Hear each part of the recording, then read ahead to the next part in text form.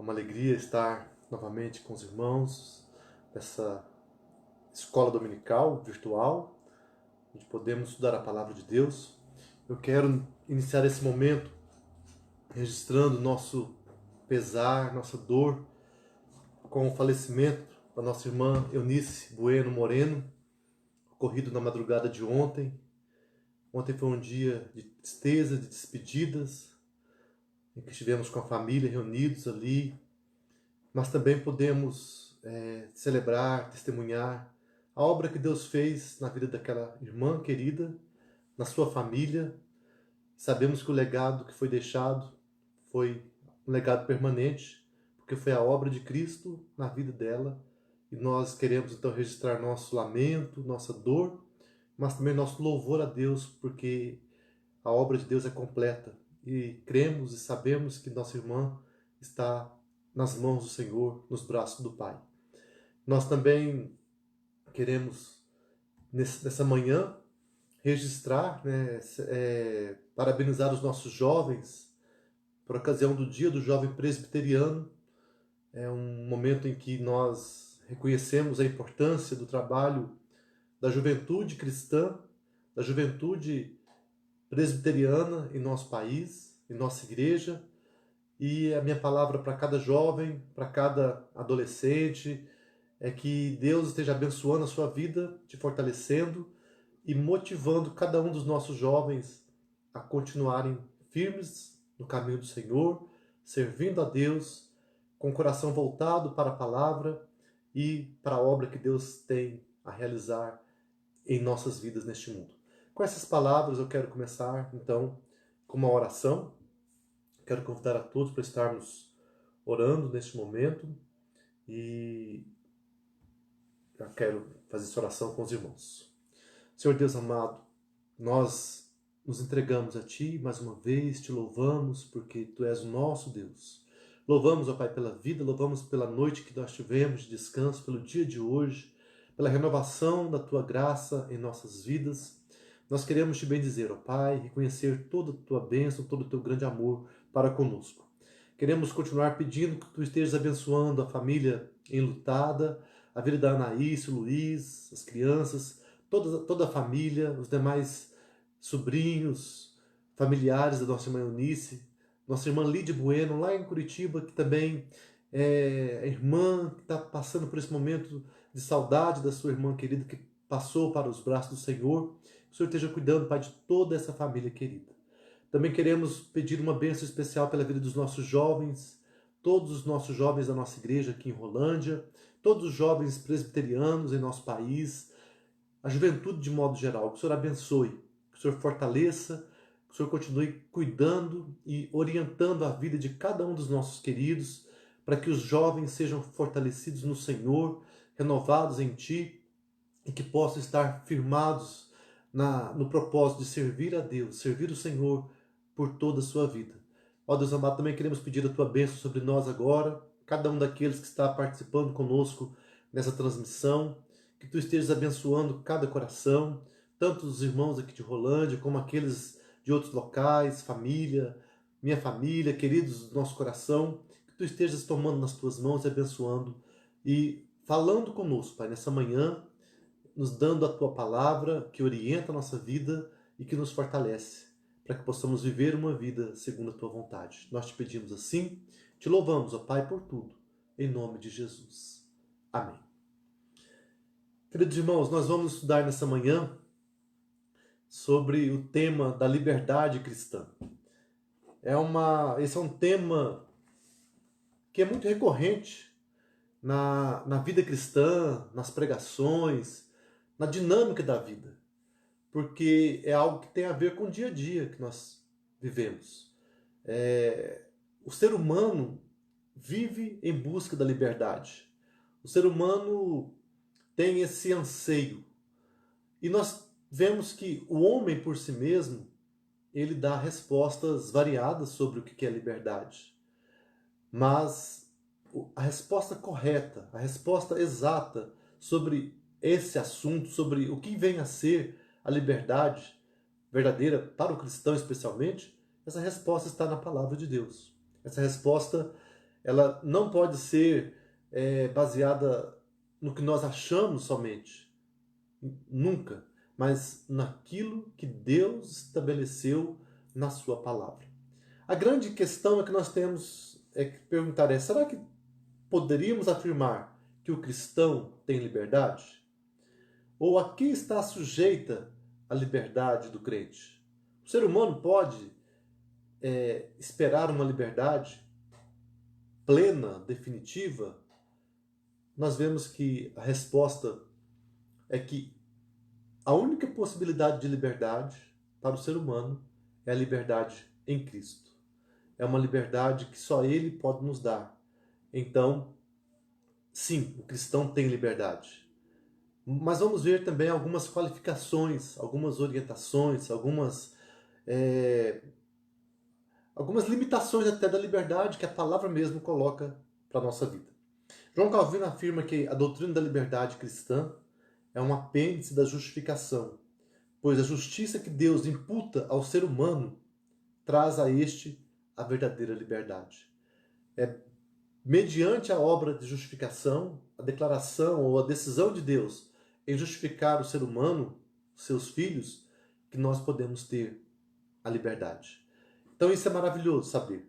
E quando nós vemos como que a igreja, a posição da igreja ao longo dos anos, ao longo da história, sobre essa questão da liberdade, nós somos então orientados, porque a doutrina, a compreensão teológica, doutrinária sobre a palavra, ela vem para dirigir, para fortalecer, para equipar os servos de Deus. Então a Confissão de Fé de Westminster, a nossa Confissão de Fé, o nosso documento de doutrina que nos orienta, ele define e delimita essa liberdade do cristão. No primeiro parágrafo referente a esse tema na Confissão de Fé, diz o seguinte: a liberdade que Cristo, sob o Evangelho, comprou para os crentes consiste em serem eles libertos da culpa do pecado, da ira condenatória de Deus, da maldição da lei moral. Além do mais, ela consiste em serem libertos do poder deste mundo mau, do cativeiro de Satanás, do domínio do pecado, do mal, das aflições, do aguilhão da morte, da vitória da sepultura e da condenação eterna. Ela consiste também em terem livre acesso a Deus, em lhe prestarem obediência, não movidos por um estado servil, mas pelo amor filial e em espírito voluntário. Todos esses privilégios eram comuns também aos crentes do Velho Testamento sob a lei. No entanto, sob o Novo Testamento, a liberdade dos cristãos foi ampliada. Eles agora são livres do jugo da lei cerimonial, a que estava sujeita a igreja judaica. Eles têm maior confiança no acesso ao trono da graça e eles experimentam em maior medida os dons do Espírito livre de Deus, do que a medida comumente compartilhada pelos crentes debaixo da lei. Então nós vemos que esse é um parágrafo longo, um parágrafo que traz muitas afirmações importantes sobre a liberdade do cristão e que também deve ser olhado com mais calma, com mais cautela, com mais cuidado, porque são várias afirmações importantes, norteadoras para a nossa vida cristã. A primeira coisa que é preciso dizer acerca da liberdade cristã é que ela é algo que Cristo comprou para nós. Cristo comprou a nossa liberdade. Nós temos essa liberdade porque Cristo deu a si mesmo por nós, para nos redimir dos nossos pecados. Segundo Tito 2,14. Porque o Filho, descido do céu, agora ressurreto dos mortos, nos livra da ira vindoura, de acordo com 1 Tessalonicenses 1,10. E porque também o próprio Cristo nos resgatou da maldição da lei, fazendo-se Ele próprio maldição em nosso lugar. Gálatas 3,13. Então, sejam quais forem as nossas liberdades, elas são liberdades devidas a Cristo e por isso desfrutadas somente sob o senhorio dele. Palavras afirmadas pelo Chad Van Dixhorn, comentando a Confissão de Fé. Então, liberdade do cristão, liberdade do mal, da condenação, liberdade da ira divina, liberdade do domínio do pecado, da escravidão do pecado. Tudo isso é uma liberdade que Cristo conquistou por nós. Não teríamos liberdade, não temos liberdade fora da obra de Jesus. Calvino também, João Calvino, nosso reformador do século XVI, estabelece 3 funções da doutrina da liberdade cristã. Segundo ele, a primeira função da liberdade é libertar-nos da escravidão da lei. Temos que entender essa lei, vamos falar um pouco mais sobre isso daqui a pouco, mas está dizendo que não é uma libertação no sentido de que a lei era má, mas daquilo que a lei nos obrigava a fazer e aquilo que não éramos capazes de fazer. Então a lei, se ela for aplicada totalmente segundo o padrão de Deus em nossas vidas, nós nunca vamos atingir esse padrão. Então somos libertos dessa escravidão, porque se nós vivêssemos para cumprir a lei, para sermos salvos por ela, nunca iríamos adquirir a salvação. Também a segunda função dessa liberdade, dessa doutrina, é isentar-nos da obediência compulsória à lei, para a livre obediência à vontade de Deus, não como escravos, mas como libertos de Deus. É interessante isso, porque enquanto escravos, no sentido negativo, nós vamos ter um peso sobre nós.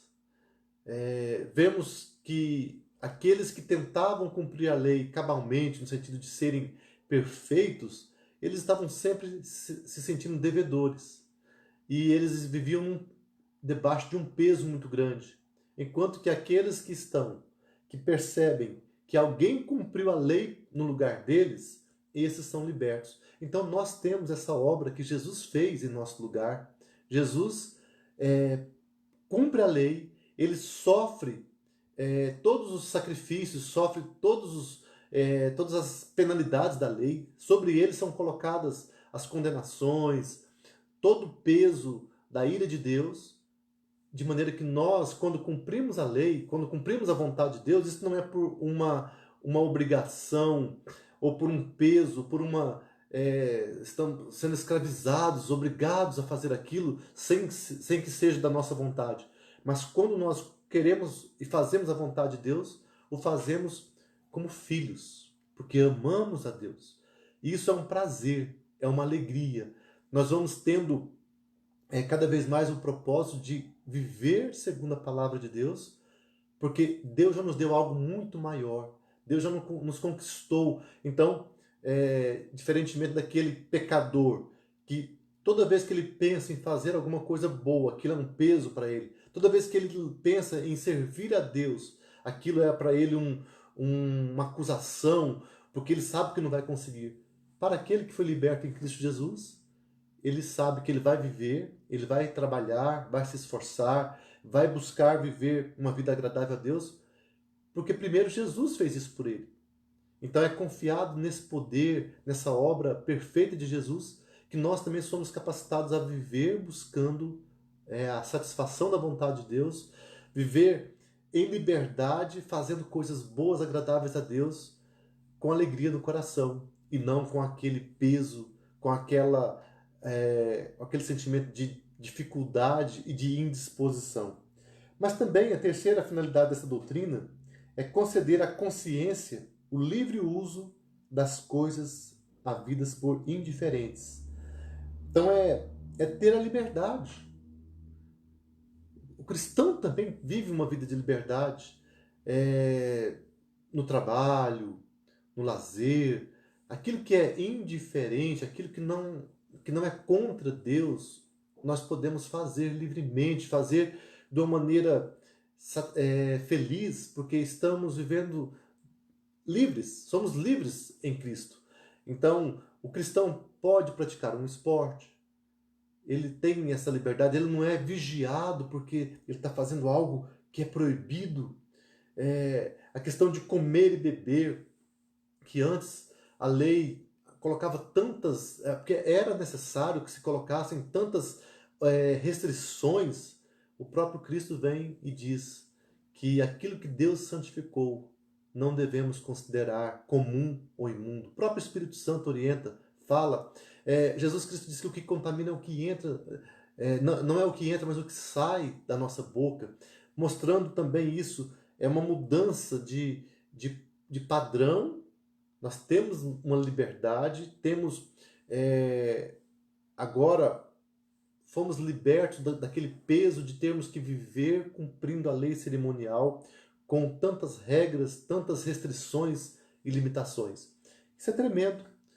Então, essa liberdade, né, de fazer coisas, né, com uma tranquilidade maior, sem tanta vigilância, mas é claro, sabendo que tudo que fazemos, a regra máxima, quer comais, quer bebais, ou façais outra coisa qualquer, fazei tudo para a glória de Deus. Paulo, em 1 Coríntios 10:31, fala sobre isso. Então, mas o cristão não vive uma vida a todo instante pensando assim, como que eu estou vivendo? Olha, eu pequei, eu caí, eu estou debaixo de condenação.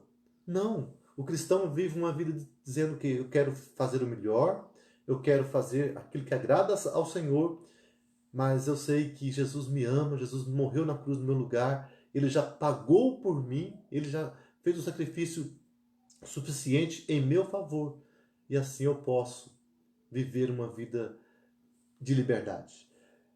Textos que Paulo escreveu para nós, né, deixou para nossa orientação, Romanos 14, 22 e 23. Romanos capítulo 14, 22 e 23. Diz assim: a fé que tens, tem-na para ti mesmo perante Deus. Bem-aventurado é aquele que não se condena naquilo que aprova, mas aquele que tem dúvidas é condenado se comer, porque o que faz não provém de fé, e tudo que não provém de fé é pecado. Paulo aqui está dizendo que a pessoa, nós temos níveis de crescimento espiritual. Há diferença na fé, na vida de cristã, daquele que está mais maduro para com aquele que está mais novo, mais imaturo na fé. Então é comum que uma pessoa, quando ainda não teve aquele amadurecimento, ele tenha um padrão mais restrito, mais duro, porque ele está mudando, ele deixou recentemente a vida mundana, a vida de pecado, e ele então está se tornando um cristão. Então ele acaba tendo assim um olhar mais rigoroso ou mais duro consigo mesmo e com os outros também. Enquanto que aquele que vai amadurecendo na fé, ele vai tendo uma vida de equilíbrio, ele vai zelando da sua vida, mas tendo também, percebendo que há liberdade para coisas que aparentemente antigamente não eram, não havia essa liberdade. Então, isso é o que Paulo fala, que muitos, se a pessoa sente que ele está fazendo o mal, se ele sente que certa coisa não vai agradar a Deus, e ele faz, ele está pecando. Mas uma vez que ele tem o conhecimento da palavra e ele vai adquirindo a compreensão relativa à fé e à vida cristã, então ele tem condição de separar com mais tranquilidade. Então, talvez uma mesma coisa, como Paulo fala, que o contexto de comida, um exemplo claro da palavra, as coisas que eram sacrificadas aos ídolos, comida, as carnes que eram vendidas no mercado. Paulo fala que a carne em si, aquela comida em si, ela não tem nada. O cristão vai no mercado, compra, leva para casa, santifica aquele alimento, ora, ele sabe que aquele alimento ele foi consagrado anteriormente para uma coisa ruim, mas ele em si mesmo não tem a dominação do mal se ele está fazendo algo para a glória de Deus. Então aquela pessoa comeu e não teve pecado. Mas aquela pessoa que entende que não poderia comer aquela carne, Paulo fala, aquele que tem essa dificuldade, então não coma. E se alguém sabe que se comer vai escandalizar, eu devo também abster-me disso. Então, a liberdade cristã, ela tem alguns limitadores, e ela também tem essa bênção, né, de ser desenvolvida através do crescimento na palavra, do crescimento na intimidade com Deus, na maturidade cristã. Então, lendo a palavra lá de Corinto, que vai falar sobre isso, 1 Coríntios 10, 22, aliás, 23 e 24, olha só. Todas as coisas são lícitas, mas nem todas convêm. Todas são lícitas, mas nem todas edificam. Ninguém busque o seu próprio interesse, e sim o de outrem. Então, olha só, tem coisas que eu sei que eu posso fazer, eu não estou pecando, porque eu estou fazendo algo com tranquilidade, com pureza, com sinceridade. Mas se eu sei que aquilo que vai causar mal na vida do meu irmão, talvez uma coisa que eu gosto de fazer, um esporte, ou uma atividade, um lazer, eu posso abrir mão daquilo por amor ao meu irmão, para não escandalizá-lo. É o que Paulo fala aqui. Todas as coisas me são lícitas, mas nem todas convêm. Todas são lícitas, mas nem todas edificam. Então, as coisas que são indiferentes. E é claro também, irmãos, que tem coisas que em uma cultura pode ser tida como alguma coisa neutra, enquanto que em outras culturas pode ter um sentido de peso, um sentido de contaminação. Então é importante que haja a compreensão sobre isso. Um exemplo que eu gosto de dar, né, a gente tem um debate que é bem prolongado, né, na igreja cristã, questão de bebida alcoólica, por exemplo. Esse é um tema, é um assunto que muitas pessoas têm até dificuldade de tratar. Mas alguns, usando a palavra, porque na Bíblia nós vemos que há uma visão, em alguns momentos, positiva sobre o vinho e outros momentos negativos sobre o vinho. Mas, no geral, o vinho era tido como uma bênção de Deus. A produção, a uva, o vinho. Então vemos lá desde o tempo de Noé, desde o tempo dos patriarcas, no tempo dos reis, e os salmos, os provérbios, muitas vezes falam do vinho como bênção. E aí tem aquela questão, bebida alcoólica nos dias de hoje. Muitas pessoas argumentam que o cristão é livre para beber. Então o cristão pode beber, né, cerveja, vinho, vodka, uísque, o que bebida alcoólica, a cachaça, a pinga, vamos dizer assim, e assim por diante. Qual o argumento que é usado? A Bíblia fala do vinho, autoriza o vinho. Eu uso o argumento seguinte: qual as consequências da bebida alcoólica nos dias de hoje? Naquele tempo também a Bíblia fala muitas vezes sobre o vinho, que ele causa mal. A pessoa, quando é dominada pelo vinho, ela se torna tendente ao mal. Não vos embriagueis com vinho no qual há dissolução, mas enchei-vos do Espírito. E aí Paulo vai mostrando os benefícios de ter uma vida cheia do Espírito, mostrando que uma vez que o vinho domina o ser humano vai cair em pecado. E nós vemos hoje o problema social que temos com a bebida alcoólica. Quantas e quantas pessoas dependentes do álcool que vivem em clínicas de recuperação, aqueles que buscam tratamento, e muitos são alcoólatras, alcoolistas, dentro de casa, infelizmente sendo dominados pela bebida. A pessoa perde o controle, a pessoa não tem uma vida normal. Depois que ela bebeu, ela fica num estado que ela não tem mais uma condição normal de tratar com as outras pessoas, ou ela fica agressiva, ou ela fica muito expansiva, brincando, brincadeiras inconvenientes. Por quê? Por causa do excesso. Agora, uma questão muito séria: como saber o limite? Até que ponto? Quando eu atingir meu limite? Muitas pessoas, eu creio que alguns cristãos, ou pessoas conseguem entender, ele consegue beber de uma maneira equilibrada. Ele gosta da bebida, mas ele não se deixa dominar por ela. Mas infelizmente são poucos, a minoria. Então, diante dessa situação, a minha compreensão pessoal é qual? Eu, como cristão, por amor a Deus e por amor ao meu irmão, ao meu próximo, eu não bebo de modo nenhum. Nem vinho, nem cerveja, nem outro tipo de bebida alcoólica. Por quê? Isso é uma coisa que poderia me dar prazer. Até poderia, mas eu mesmo não tenho prazer nisso. E também é uma coisa que eu posso ficar sem. E não vai me fazer mal nenhum. Então, diante disso, a minha posição é essa, de não beber. Respeito quem bebe, não acuso de mundanismo, mas lamento sim que há muitas pessoas que, em nome da liberdade cristã, bebem, dão escândalo, trazem até vergonha para o nome de Deus, para o Evangelho, para a igreja. Ele causa, se ele o que ele faz isso publicamente, ele acaba fazendo apologia à bebida e isso acaba sendo um mal, um sério mal.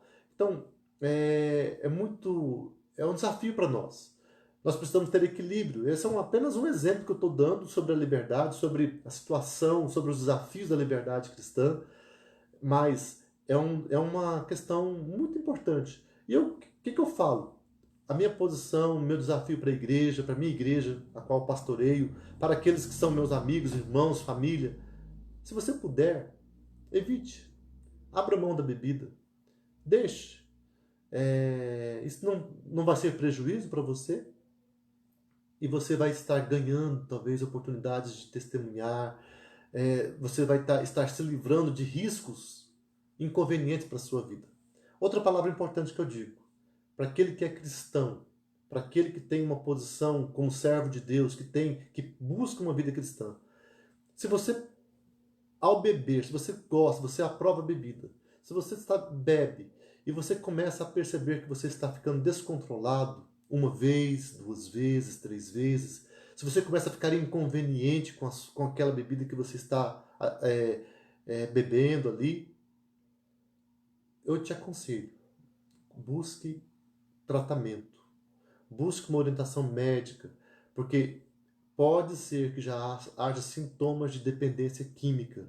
E a dependência química é uma doença, é um problema muito sério, mas que tem tratamento, é possível o ser humano se tratar.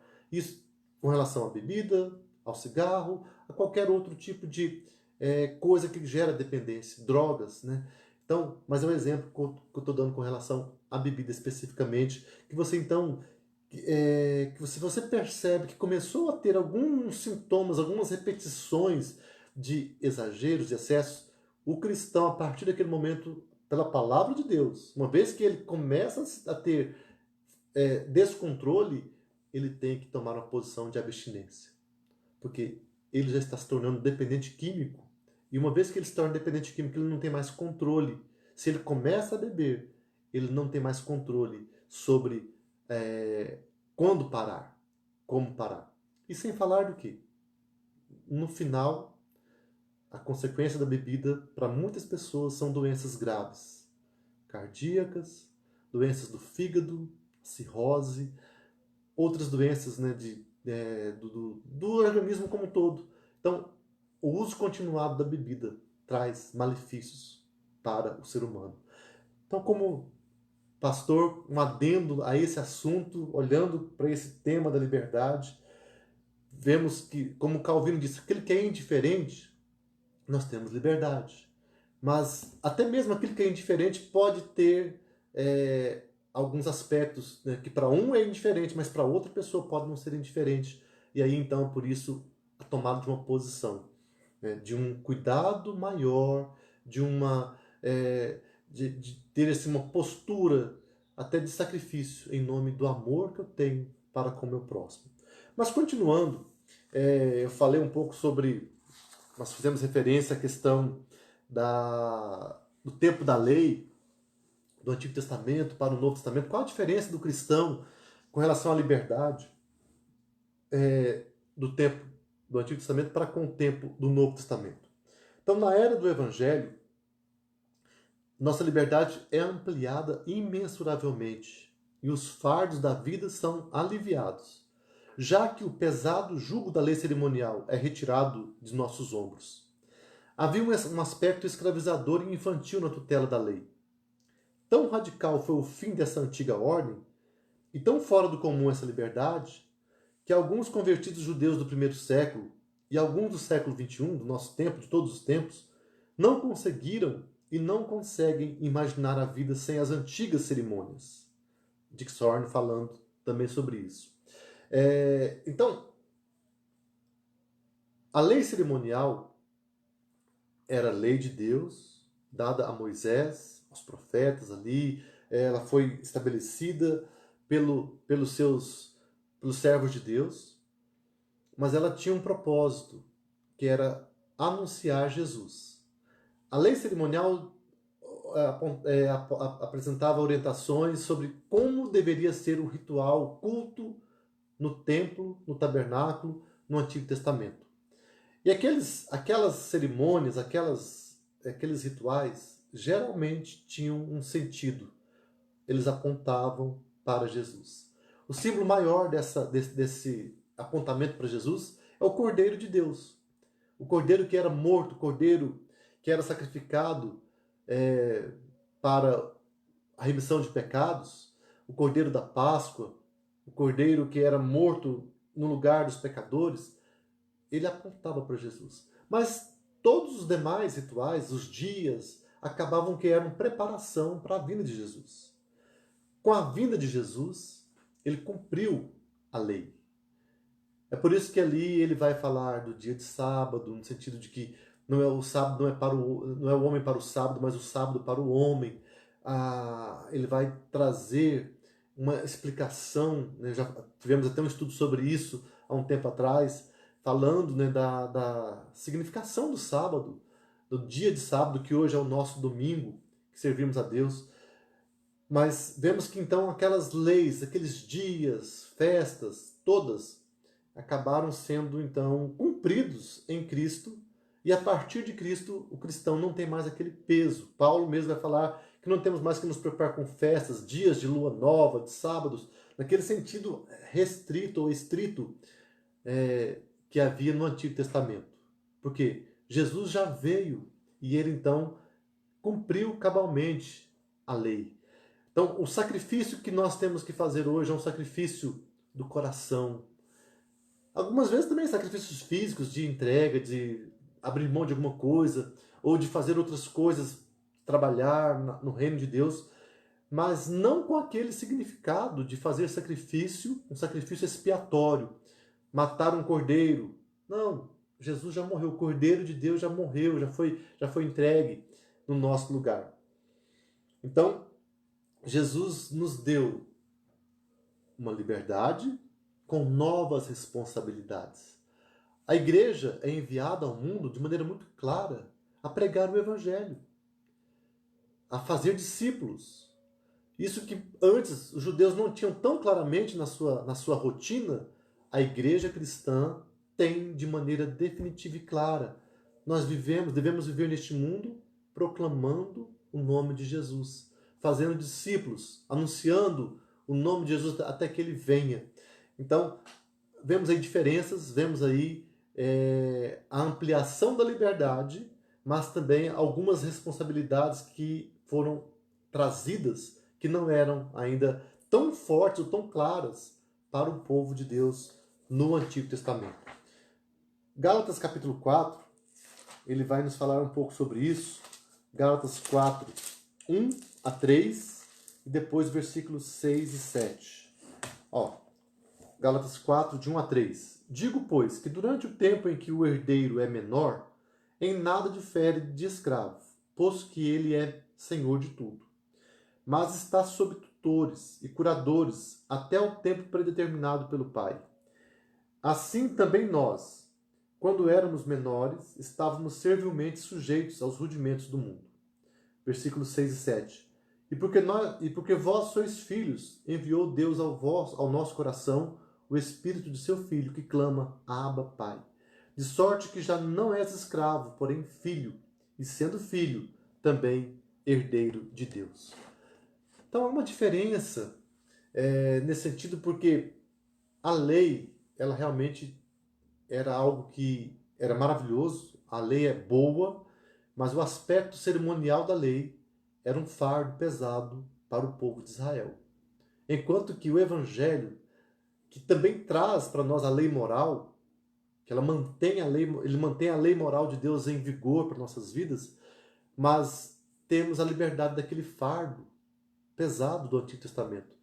Só que como aqui nós vimos, muitos cristãos que vieram do judaísmo, no começo tiveram dificuldade para aceitar. Eles queriam manter as regras, coisas, né, alguns rituais que eram do Antigo Testamento, como por exemplo a circuncisão, como os dias de festa, de luas, tal. E Jesus mostrou que não. Paulo argumentou que não. E assim a igreja, aí veio o batismo no lugar da circuncisão, a Páscoa, o cordeiro que era morto, vem então a ceia do Senhor, que agora é um símbolo, é um memorial com pão e vinho, mas não mais tendo que realizarmos sacrifícios de animais, a matança de animais para o cumprimento daquela lei, daquela exigência da lei cerimonial.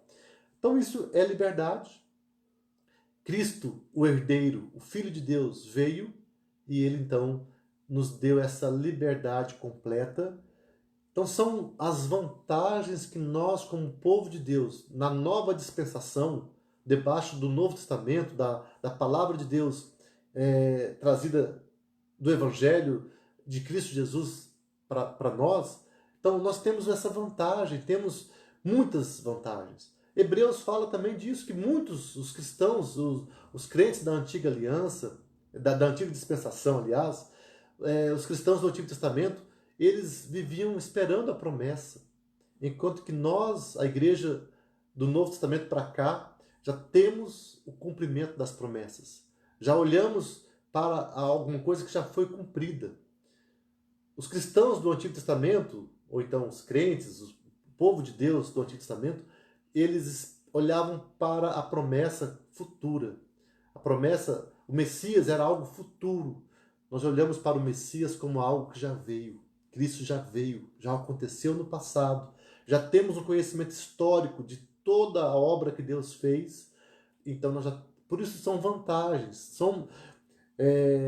Todos são abençoados, mas é um novo tempo. Nós temos que aproveitar esse tempo, então, para a glória de Deus. Mas continuando, irmãos, a confissão de fé, ela também alerta para o perigo de invenções dos homens, como ordenanças a serem seguidas. Nossa consciência deve estar sujeita à palavra de Deus, não aos homens. O homem é apegado há muitas pessoas tendentes a isso, a tentar impor regras e mais regras, como se isso fosse facilitar ou fosse ser o meio correto para a vida cristã. Mas temos que tomar cuidado com aquilo que são regras de homens. Assim como os judeus criaram muitas regras que eram preceitos de homens, tradição de homens, e não a palavra de Deus, no nosso tempo também há esse perigo de que pessoas criem regras que são deles, mas que não estão baseadas na palavra de Deus. A confissão de fé diz que só Deus é Senhor da consciência. E Ele a deixou livre das doutrinas e mandamentos humanos que, em qualquer coisa, sejam contrários à sua palavra ou que, em matéria de fé ou de culto, estejam fora dela. Assim, crer em tais doutrinas ou obedecer a tais mandamentos como coisa de consciência é trair a verdadeira liberdade de consciência. E requerer para elas fé implícita e obediência cega e absoluta é destruir a liberdade de consciência e a própria razão. Então isso aqui está baseado sobre a lei do Antigo Testamento, sobre trazer de volta aqueles padrões, mas também sobre trazer novos padrões, novas ordenanças.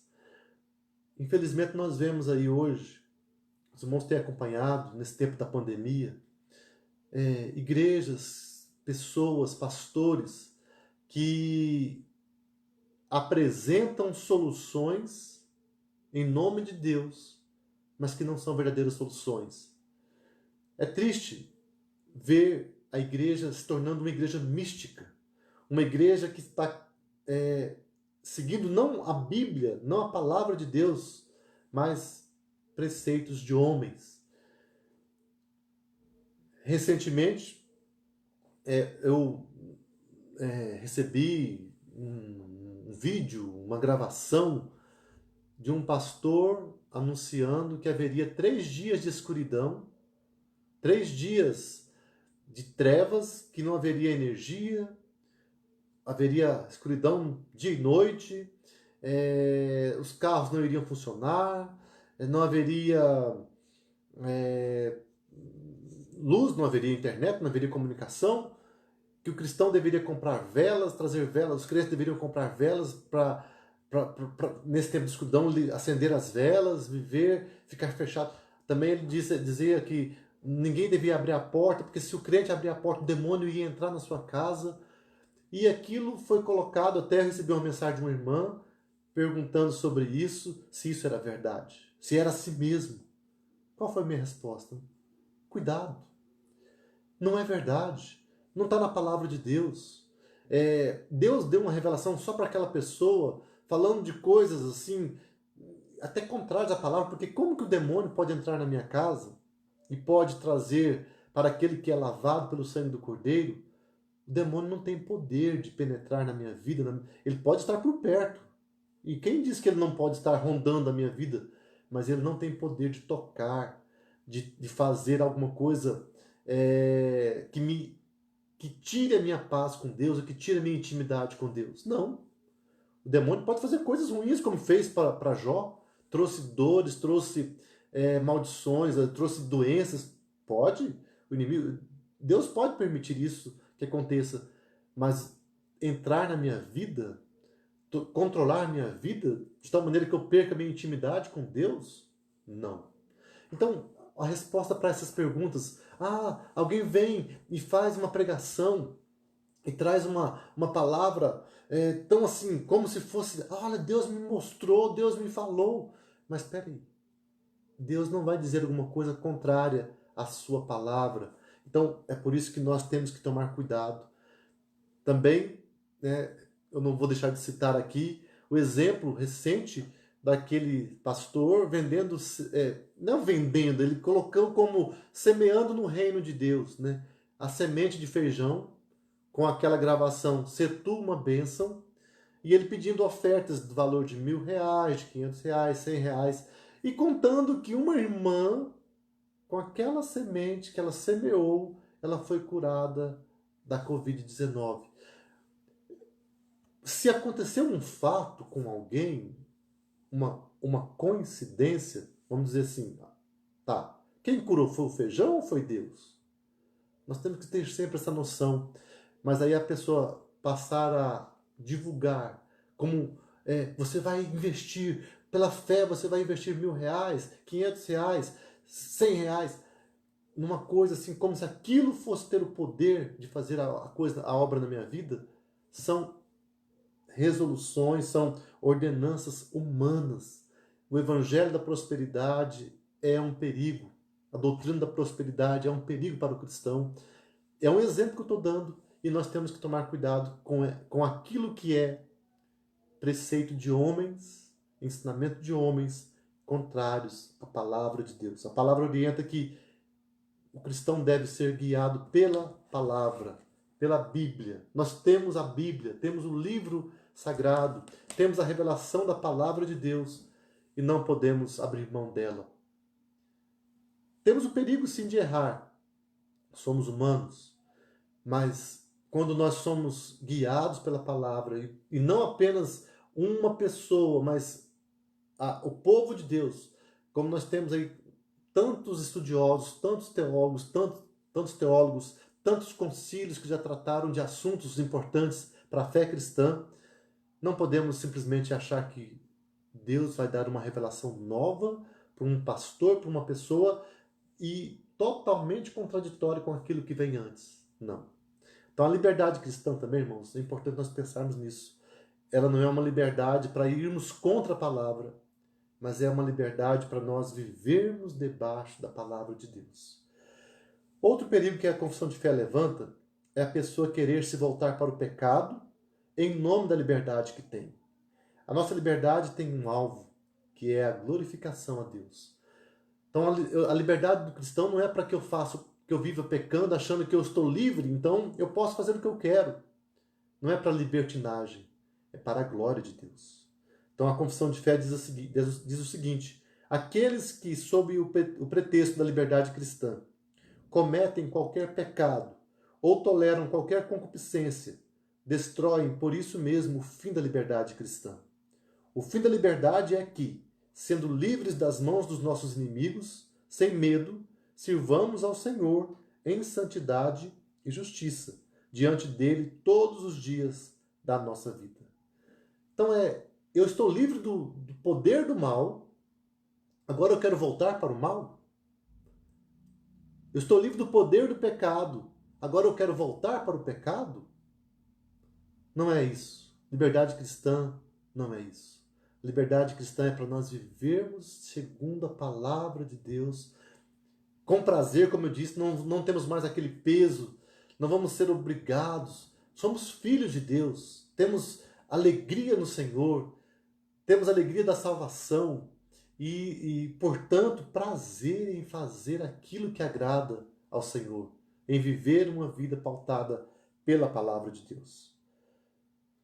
Então, em relação também, temos aí mais uma questão que surge sobre liberdade cristã. Relação às autoridades. Também há um dilema, pois há ordens bíblicas para que as respeitemos e sejamos obedientes a elas, como agentes de Deus, como diz Romanos 13, 1, Romanos 13, 5. Mas também devemos ter em mente que há tempo em que as autoridades são agentes do anticristo, como está lá em Apocalipse 12, Apocalipse 13, quando fala da besta, do falso profeta, Apocalipse 16, 17, quando fala da grande meretriz, né, a antiga Babilônia, ali personificando o poder do mal que opera nas autoridades constituídas. Então, essas situações têm acontecido ao longo da história. Nesse sentido, devemos sempre colocar nossa ação debaixo da palavra de Deus. A regra geral é o quê? Devemos obedecer às autoridades constituídas. Presidente, as leis que são colocadas, os governadores, os prefeitos, autoridades constituídas que estão sobre nós. Porque, no geral, os países do mundo ainda estão seguindo um padrão de legislação, acaba que ainda é baseada na palavra. Há aquele padrão de o bem comum, a vida, cuidado com a vida, direito à propriedade. Então, no geral, as leis têm um fundamento cristão ou bíblico, mas já temos no nosso país, nos países do mundo, leis que são contraditórias com a palavra de Deus.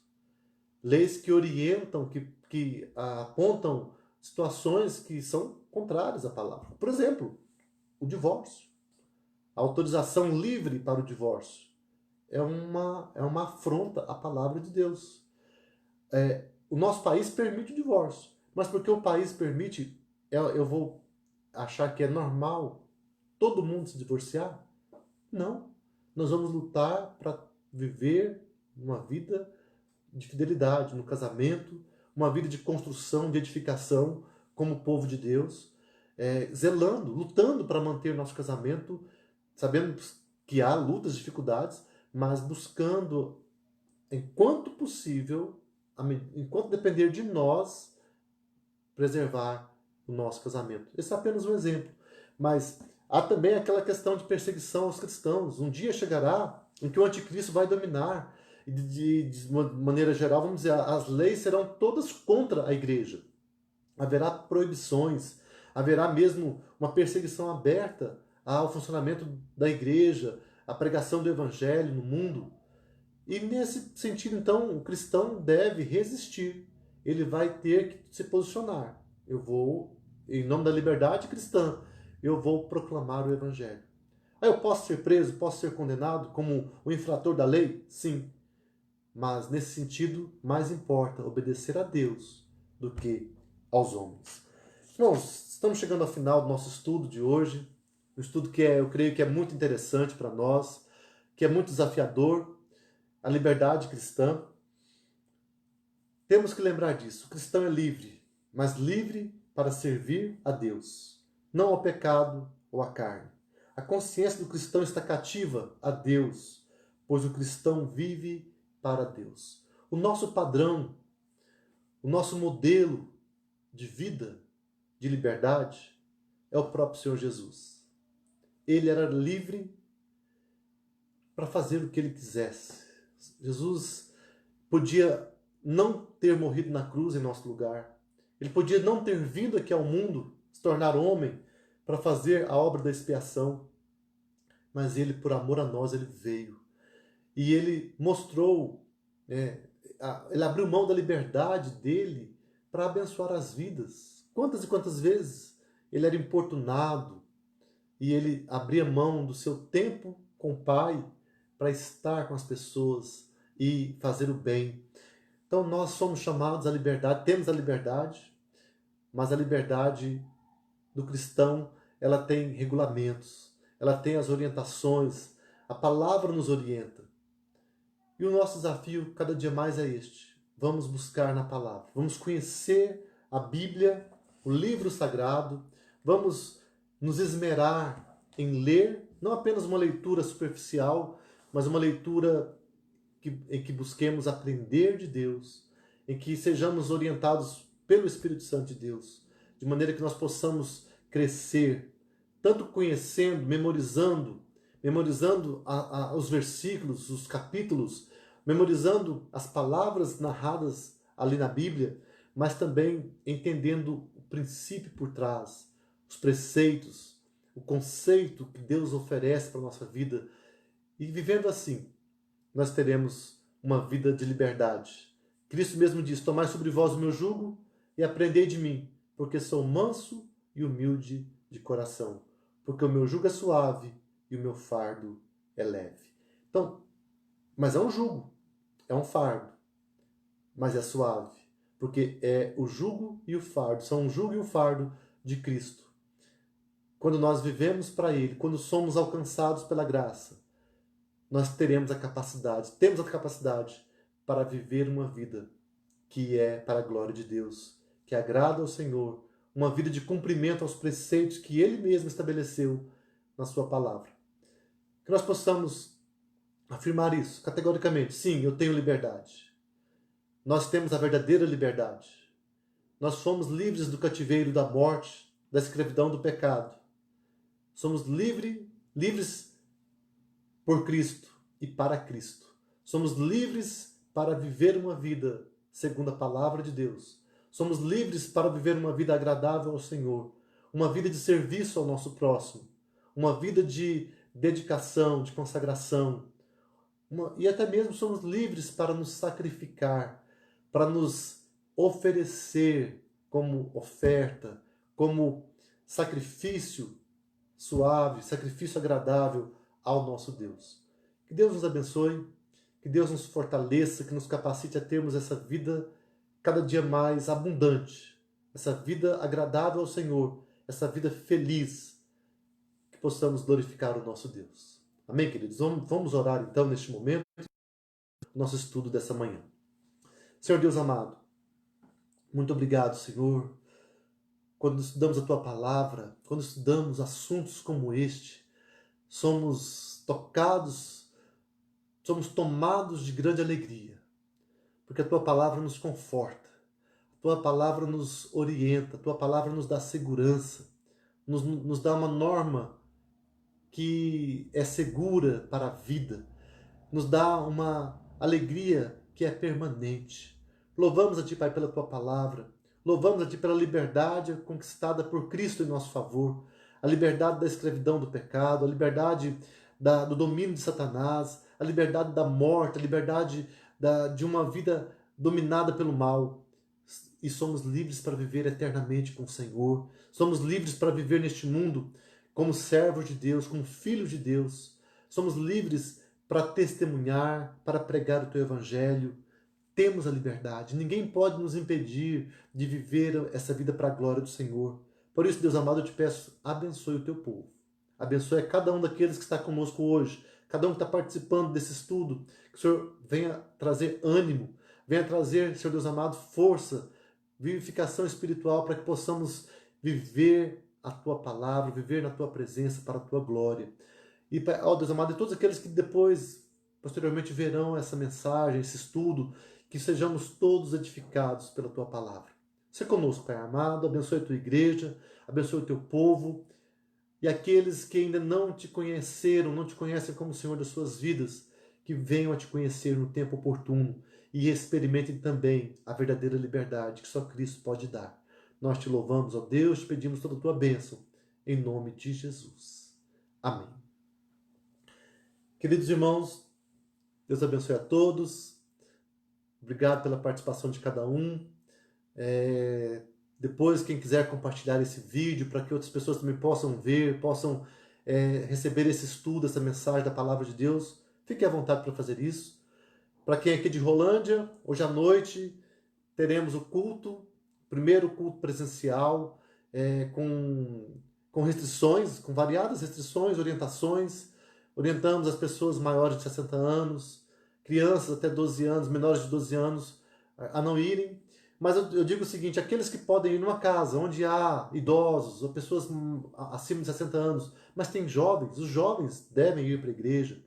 Numa casa onde os pais têm filhos pequenos, um dos pais fique com os filhos em casa, mas o outro vá para a igreja, podemos ir para a igreja participar. Lembrando todos, queridos, de irem, para quem está aqui em Rolândia, virem de máscara. Na chegada teremos ali um tapete com a solução para desinfecção dos nossos pés, nossos calçados. Então você passa ali com cuidado, vamos usar o álcool em gel e vamos estar na igreja adorando ao Senhor, usando a máscara o tempo todo, respeitando essa orientação. Esperamos que em breve tenhamos a progressão, menos restrições e mais liberdade. E todos os irmãos que estão em casa são convidados a estarem vendo conosco, acompanhando a transmissão, que teremos a transmissão online da pregação, do culto todo, do louvor, que nós possamos participar. Um grande abraço a todos, um bom dia, um bom domingo, que Deus nos abençoe e até a noite.